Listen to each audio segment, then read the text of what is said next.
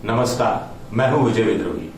Lockdown के 50 दिन पूरे हो चुके हैं और इन 50 दिन के 5 बड़े सबक क्या है, अगले 5 मिनट में हम समझने की कोशिश करते हैं।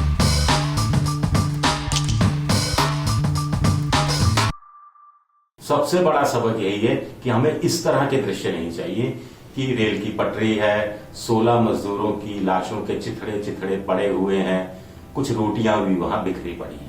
हमें इस तरह के सीन नहीं चाहिए कि जो लोग पैदल जा रहे थे अब उनकी लाशें हवाई जहाज के जरिए उनके घरों तक पहुंचाई जाएगी।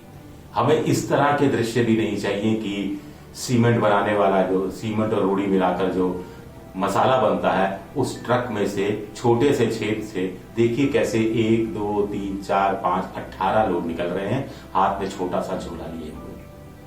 छोटी सी जगह 18 लोग, 800 किलोमीटर का सफर, 40-42 डिग्री टेम्परेचर। ये सीन हमें नहीं चाहिए। ये सीन हमें तब नहीं देखने को मिलेंगे जब केंद्र सरकार और राज्य सरकार मिलकर काम करेंगी, राज्य सरकारें आपस में मिलकर काम करेंगी आपदा के समय, राष्ट्रीय विपदा के समय। और सबसे बड़ी बात है, फैसले एक साथ लिए जाएंगे, फैसलों पर अमल एक साथ होगा और किसी तरह की राजनीति नहीं होगी। मजदूरों के, श्रमिकों की जो अदला बदली हुई उसको लेकर पहले राज्य सरकारों ने कहा कि वो चाहते हैं, कुछ ने कहा नहीं चाहते हैं, केंद्र ने कहा जो है वो वही रहे, फिर केंद्र ने कहा राज्य आपस में तय कर लें, फिर रेल से जाएं या बस से जाएं, रेल से जाएं तो किराया कौन देगा, बला बला बला बला। सबसे बड़ा सबक ये। दूसरा बड़ा सबक यह है स्वास्थ्य सेवाओं को लेकर। हमारे यहाँ अभी भी बजट का 1% भी स्वास्थ्य सेवाओं पर खर्च नहीं हो रहा है। इस बार तो करीब 70,000 करोड़ रखे गए हैं, सिर्फ 70,000 करोड़। ये देखते हुए जो प्राइवेट मेडिकल क्षेत्र है, जो प्राइवेट मेडिकल अस्पताल है, उनका पिछले साल का टर्नओवर 8 लाख करोड़ का था और इसमें भी 60,000 करोड़ तो मेडिकल टूरिज्म से कमा लिए थे।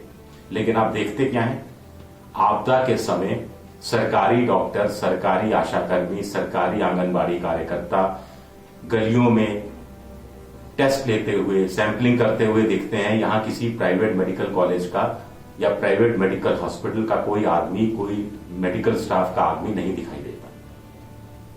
राजस्थान के स्वास्थ्य मंत्री हैं रघु शर्मा, उनसे मेरी कुछ दिन पहले बात हुई तो वो बातों बातों में कहने लगे कि देखिए रियायती दर पे जमीन मिलती है, प्राइवेट मेडिकल अस्पताल बनाने वालों को और भी कुछ सुविधाएं मिलती हैं, लेकिन अपनी तरफ से एक आदमी नहीं आया ये कहने के लिए कि साहब राष्ट्रीय आपदा का समय, लीजिए मेरा ये अस्पताल है, इसको आप कोरोना पीड़ितों के लिए मैं देता हूं, इसका आप इलाज करवाइए। यहां पर कोई नहीं आया।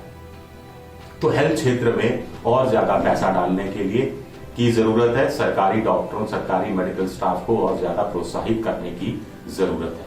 तीसरा सबसे बड़ा सबक है, जो मझोले उद्योग हैं, छोटे उद्योग हैं, लघु उद्योग हैं, उनको और ज्यादा संरक्षण देने की जरूरत है। इनकी संख्या 6 करोड़ से ज्यादा है।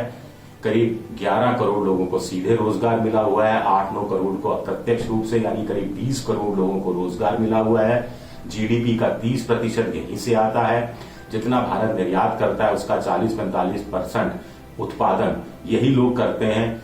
और ऐसे में कोरोना काल से हमें बड़ा सबक मिला है कि ऐसे उद्योगों को जिंदा रखना जरूरी है, क्योंकि ये जिंदा रहे तो देश की अर्थव्यवस्था की रीढ़ की हड्डी बची रहेगी।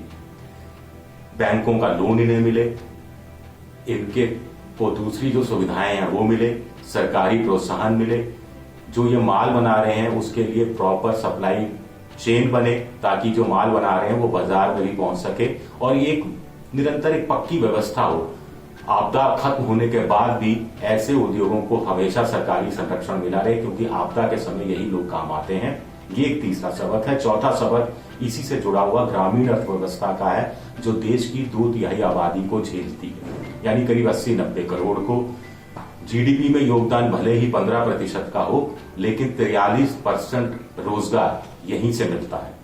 और ग्रामीण अर्थव्यवस्था को चमकाना, किसानों की किस्मत को और ज्यादा संवारना इसलिए भी जरूरी है क्योंकि आपदा के समय यही लोग ज्यादा काम आते हैं। अभी हमने कोरोना काल में ये देख लिया, 6.5 लाख गांव हैं देश में, लेकिन शायद 65 गांव भी ऐसे नहीं होंगे जहां पर कोरोना पहुंचा हो। तो ये ग्रीन जोन पहले से ही घोषित है। यहाँ पे आर्थिक गतिविधियां चल रही हैं। इन आर्थिक गतिविधियों को और ज्यादा बढ़ाए जाने की जरूरत है, चाहे मनरेगा के माध्यम से हो, चाहे जनधन अकाउंट के माध्यम से हो, चाहे किसान सम्मान निधि का जो 2-2 हजार रुपए की किस्त दी जाती है उसके माध्यम से हो। तो चौथा सबसे बड़ा सबक ये है।